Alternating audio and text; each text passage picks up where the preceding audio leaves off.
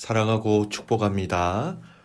오늘 하루도 우리 주님의 선하심을 닮아가는 복된 하루가 되시기를 축복합니다. 오늘 말씀은 회개에 합당한 열매라는 제목으로 함께 말씀을 나누고자 합니다. 본문은 누가복음 13장 1절에서 9절까지의 말씀입니다. 그때 마침 두어 사람이 와서 빌라도가 어떤 갈릴리 사람들의 피를 그들의 제물에 섞은 일로 예수께 아뢰니 대답하여 이르시되 너희는 이 갈릴리 사람들이 이같이 해 받음으로 다른 모든 갈릴리 사람보다 죄가 더 있는 줄 아느냐? 너희에게 이르노니 아니라 너희도 만일 회개하지 아니하면 다 이와 같이 망하리라. 또 실로암에서 망대가 무너져 치어 죽은 18사람이 예루살렘에 거한 다른 모든 사람보다 죄가 더 있는 줄 아느냐? 너희에게 이르노니 아니라 너희도 만일 회개하지 아니하면 다 이와 같이 망하리라. 이에 비유로 말씀하시되 한 사람이 포도원에 무화과 나무를 심은 것이 있더니 와서 그 열매를 구하였으나 얻지 못한지라. 포도원 지기에게 이르되 내가 3년을 와서 이 무화과 나무에서 열매를 구하되 얻지 못하니 찍어버리라. 어찌 땅만 버리게 하겠느냐? 대답하여 이르되 주인이여 금년에도 그대로 두소서 내가 두릅하고 거름을 줄이니 이후에 만일 열매가 열면 좋거니와 그렇지 않으면 찍어버리소서 하였다 하시니라. 아멘. 오늘 본문의 말씀은요, 예수님께서 두 개의 사건과 또 한 비유를 통해서 회개하지 아니하는 자들에 대해서 멸망을 이렇게 경고하시는 내용으로 다루고 있는 말씀입니다. 이 두 가지 사건과 한 비유를 중심으로 해서 오늘 이 말씀을 좀 살펴보고자 합니다. 첫 번째 사건입니다. 예수님에게 누군가 와서 고하지요. 어떤 사람들이 예수님께 말한 것, 즉 빌라도가 어떤 갈릴리 사람들의 피를 저의 제물에 섞은 일이다, 이렇게 얘기합니다. 여러분, 이런 거죠. 갈릴리 사람들이 제사를 드리기 위해서 순례의 길을 떠납니다. 그리고 멀리 이스라엘 북쪽에서부터 오랜 시간을 걸어서 예루살렘에 도착했고 그 성전에서 자신의 제물을 가지고 제사를 드리죠. 근데 그때에 빌라도 군사들이 와서 이 갈릴리 사람들을 죽입니다. 그래서 제물의 피와 이 사람들의 피가 함께 바닥에 쏟아져 섞인다라는 의미지요. 이 갈릴리 사람들은 성전에서 제사를 드리는 중에 죽임을 당했다라는 의미입니다. 얼마나 끔찍하고 비극적인 사건입니까? 그리고 여러분, 유대인들에게는 굉장히 모독적인 일이지요. 수치스러운 죽음이었다라는 것입니다. 우리 상황으로 생각하면 우리나라가 일본에게 나라를 빼앗겼을 때에 일본 군인들이 교회에 와서 독립군하고 관련이 있다면서 예배드리는 사람들을 그 자리에서 무참히 죽이는 것과 어떤 비슷한 상황일 수도 있습니다.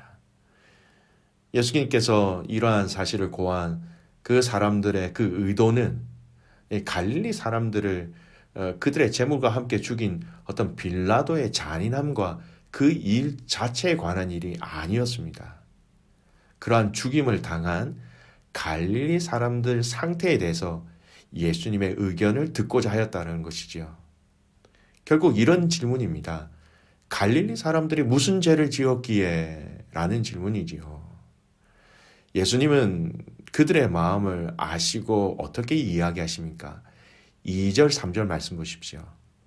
대답하여 이르시되 너희는 이 갈릴리 사람들이 이같이 해 받음으로 다른 모든 갈릴리 사람보다 죄가 더 있는 줄 아느냐? 너희에게 이르노니 아니라 너희도 만일 회개하지 아니하면 다 이와 같이 망하리라. 쉽게 말씀드려서 이런 의미죠. 그들이 너희보다 죄가 많아서 그런 일을 당한 줄 아느냐? 많아서가 아니라 회개하지 아니하여서 그렇다라고 말씀하시는 거예요. 여러분, 두 번째 사건의 내용은 다르지만 중요한 핵심적인 의미는 같은 내용으로 전하고 계신 말씀이에요. 실로암 망대 사건입니다. 여러분, 실로암은 예루살렘 성벽의 남쪽과 동쪽에 만나는 곳에 위치해 있는 그런 연못이었습니다.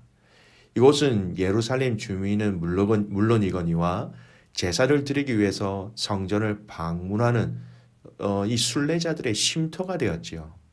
그런데 이곳에 있던 높은 망대가 무너져서 18명이 죽는 사고가 발생했습니다.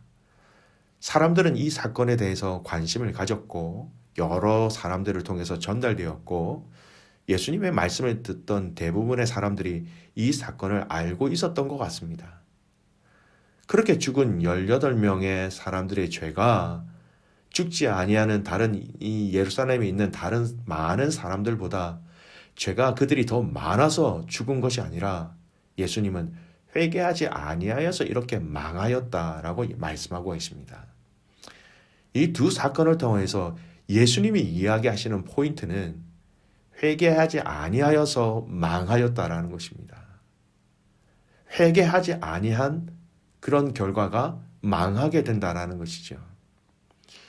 여러분, 여기서 망한다라는 이 의미의 헬라어는요, 시제가 굉장히 독특합니다. 미래 시제로 되어 있는데요. 이 미래 시제는 반드시라는 것을 포함되고 있는 시제예요. 그러니까 반드시 멸망할 것이다 라는 의미가 내재되어진 미래 시제라는 것입니다. 쉽게 얘기하면 회개하지 아니하면 죄가 많든 죄가 적든 반드시 망하게 되어 있다라는 것을 이 사건을 통해서 예수님은 말씀하고 계셨던 것입니다. 그리고 예수님은 연이어서 같은 핵심 의미를 가지고 있는 내용을 비유로 한 번 더 말씀하시죠. 바로 무화과 나무의 비유입니다. 내용은 이렇지요. 한 포도원의 주인이 무화과 나무를 심었는데 3년 동안 기다렸는데 열매를 구했는데 열매가 없었어요. 그래서 주인이 그 포도원지기에게 이 열매 없는 이 무화과 나무를 찍어 버리라 이렇게 얘기합니다.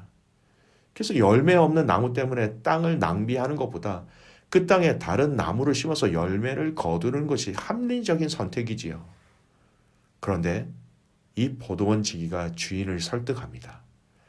자기가 거름을 주며 이 나무를 잘 관리할 테니까 한 해만 더 시간을 달라라는 것이죠. 여러분, 무슨 의미일까요? 이 비유가 우리에게 가르쳐 주는 것이 무엇일까요? 그것은 바로 하나님은 우리에게 열매를 기대하신다라는 거예요. 예수님을 믿는 자에게 기대되는 것은 믿음에 대한 열매라는 것입니다. 믿는 자의 열매는 성경에서 여러분 정말 다양하게 언급됩니다.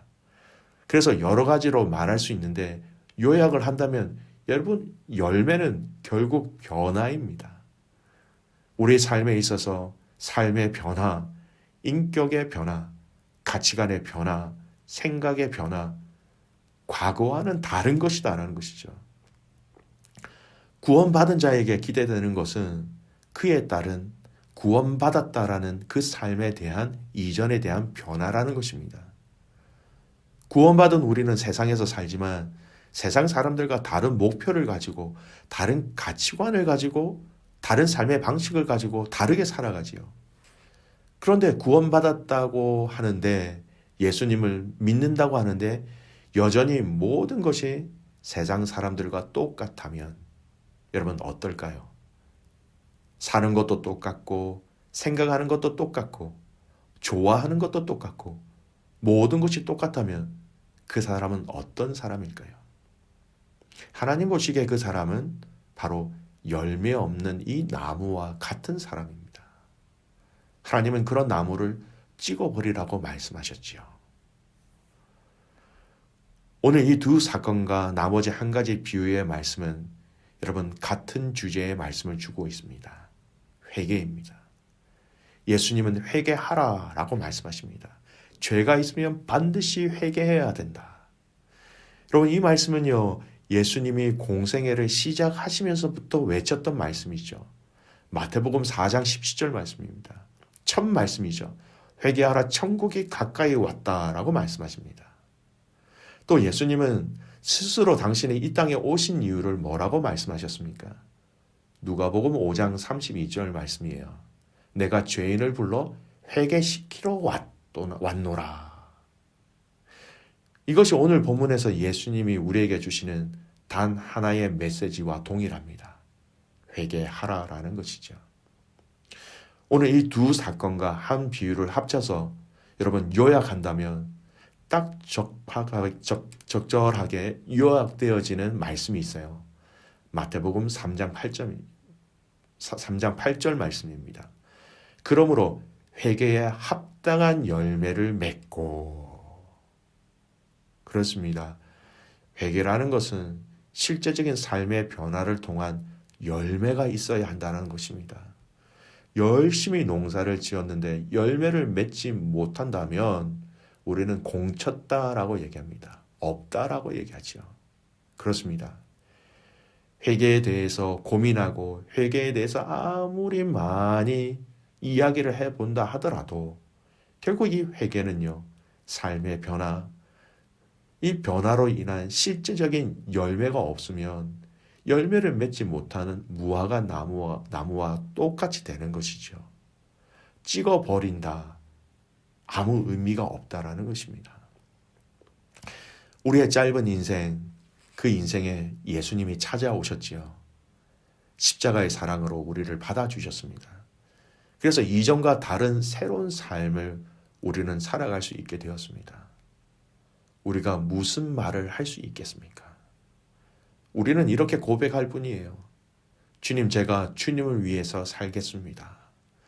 날마다 내 욕심을 버리고 내 안에 성령님이 역사하실 수 있도록 내 자신을 내어드리겠습니다. 주님 만날 그날을 기대하면서 회개를 실천하며 그렇게 살아가겠습니다.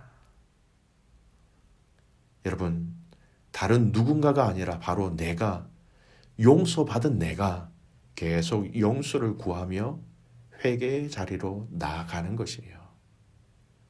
이것이 우리가 주님 앞에 가는 그날까지 고백해야 될 가장 중요한 신앙의 원리 중에 하나라는 것입니다. 여러분 기억하십시오. 주인이 당장 찍어버리기를 원하였으나 여러분 그 포도원 지기는, 그 종은 시간을 달라고 얘기합니다. 제가 걸음을 주고 한 번 더 열매를 맺을 수 있도록 해보겠습니다. 당장 임한 그 진노를 주인에게 간구하여 시간을 벌고 기회를 얻었던 것입니다. 여러분 이것이 바로 우리 예수님의 마음입니다. 우리가 부족하지만, 우리가 죄를 지었지만 주님 앞에 엎드릴 때 우리 주님은 이 마음으로 우리를 안으시고 도우시고 받아주시는 것이지요. 오늘 이 하루 또 우리가 인생을 살아가면서 여러분 계속해서 하나님의 은혜를 구하고 계속해서 하나님 앞에서 나 자신을 살펴가며 계속해서 회개함으로 그 회개의 열매를 삶 속에서 맺는, 그래서 하나님 보시기에 여러분 우리의 마음이 정직한 자로서 이 땅을 살아가는, 또 살아내는, 그래서 주님의 영광을 온전히 드러내는 우리의 삶이 되시기를 간절히 소원합니다. 귀한 믿음의 가족 여러분, 회개에 합당한 열매, 여러 번 이 주제로 말씀을 드렸습니다. 오늘 이 하루 아직 하나님 앞에서 내가 반복적으로 짓고 있는 죄가 있다면 여러분 그것을 끊을 때에, 그것을 중지할 때에 회개에 합당한 열매를 맺게 되는 것이죠. 반복적으로 내 안에 일어나는 여러 가지 죄악의 마음, 또 죄악의 쓴뿌들이 일어난다면 오늘 우리를 마음껏 사랑해 주시고 우리를 대신해서 시간을 달라고 그 주인에게 간구하셨던 그 예수 그리스도의 사랑 앞에 다 쏟아놓는, 그 쏟아놓음으로 하나님의 은혜와 하나님의 사랑을 함께 더 깊게 누릴 수 있는 저와 여러분 되시기를 주님의 이름으로 축복합니다. 아멘. 기도하겠습니다. 살아서 역사하시는 우리 아버지가 되시는 하나님, 우리에게 예수 그리스도를 통하여서 하나님 놀라운 생명을 우리에게 허락하여 주신 것 감사를 드립니다. 오늘 우리에게 이 하나님 나라를 증거하시고 우리에게 주시기 위하여서 이 땅에 오셨는데 아버지 하나님, 우리의 삶이 이 회개에 합당한 열매를 맺는 삶 되게 하여 주시옵소서. 말로만 용서해 주세요라고 고백하고 간구하는 것이 아니라 그 일에, 그 상황에 하나님 우리가 빠져나와 그것을 끊고 그것에 대해서 자유할 수 있도록 하나님 역사하여 주시옵소서. 하나님, 이 합당한 회개의 열매는 주님 앞에 가는 그 시간까지 우리가 간구하고 우리가 맺어야 할 열매임을 알고 있습니다. 주님, 우리를 도와주시옵소서. 주인에게 시간을 달라. 올 한 해 내가 이 무화과 나무가 열매를 맺을 수 있도록 힘을 쓰겠다라고 중보하신 그 예수님의 중보를 알게 하시고 느끼게 하여 주셔서 아버지 하나님, 마음껏 주님과의 깊은 교제와 사랑으로 성숙하고 성장하는 우리의 삶이 되게 하여 주시옵소서. 그렇게 행하실 하나님을 신뢰하며 살아서 역사하시는 예수님의 이름으로 감사하며 기도드리옵나이다. 아멘.